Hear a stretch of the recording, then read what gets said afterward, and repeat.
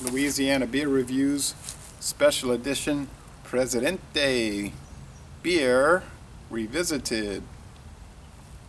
Presidente Cerveza Pilsner was introduced in 1935 in the Dominican Republic. It is 5% alcohol. It is now an InBev brand. And this is a pretty fresh bottle because it says August 14, 2014. I did buy this about a month ago, though, 3 weeks ago. Brewed with the finest ingredients, it says. Okay. Cervecería Nacional Dominicana, InBev. I had this once before, but it was almost 3 years ago. It's a 22-ounce bottle, by the way.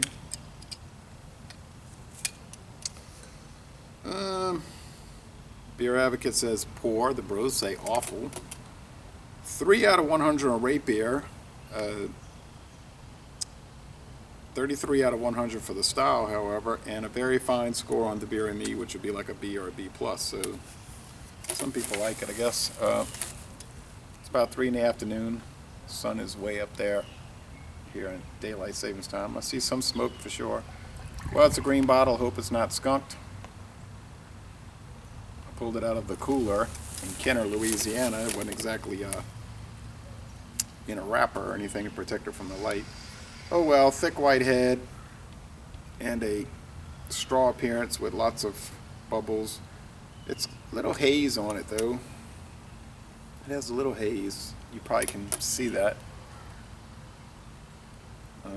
Put it in the Schmidt glass.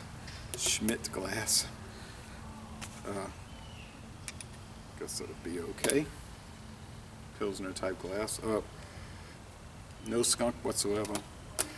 Sweet, very sweet, bready barley malt. There may be some grain adjunct, like maybe a corn. I'm picking up like a maize aroma. Not too strong though. I do see some particles floating all about.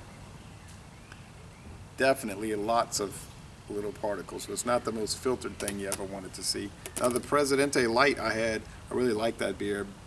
It had a lot of flavor, body, aroma, and it was much better than average for a light beer. And I did like this, if I recall, when I had it. So let's try it again. They sell a lot of Central American beers in Kenner, Louisiana. There's a large Central American population there. You get the Gallo, which they call Famosa here in Guatemala, and the Barrina, and the Toña, and the Presidente.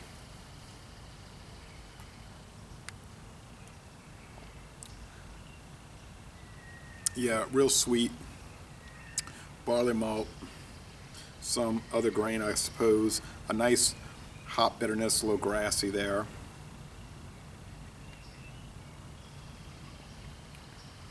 Light to medium body, but it's not too watery, and so it's more toward medium. And the finish is dry, mostly dry. It's very easygoing. It's refreshing, and it's a super smooth beer.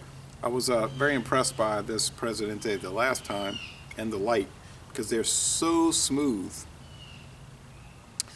There's no harsh bite or any harsh or off flavors whatsoever.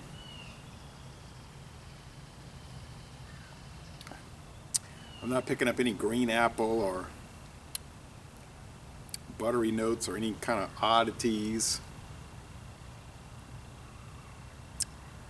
No kind of fruit really, maybe a touch of lemony, maybe, and that's just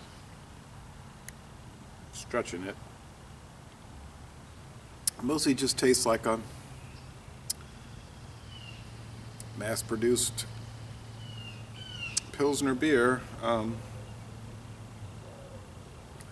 guess it's not made according to the Reinheitsgebot, but nonetheless, it's still good. And I don't see why it's getting such low scores. I don't think that's fair. It's not expensive. I typically do see it in these tall bottles, though. You might find 6-packs, however. Yeah, I don't see anything wrong with it. When I try a beer and it's all positive and no negative, I can't help but give it a high score. So yeah, this sort of exemplifies the style of the what do you want to say, American adjunct lager style. So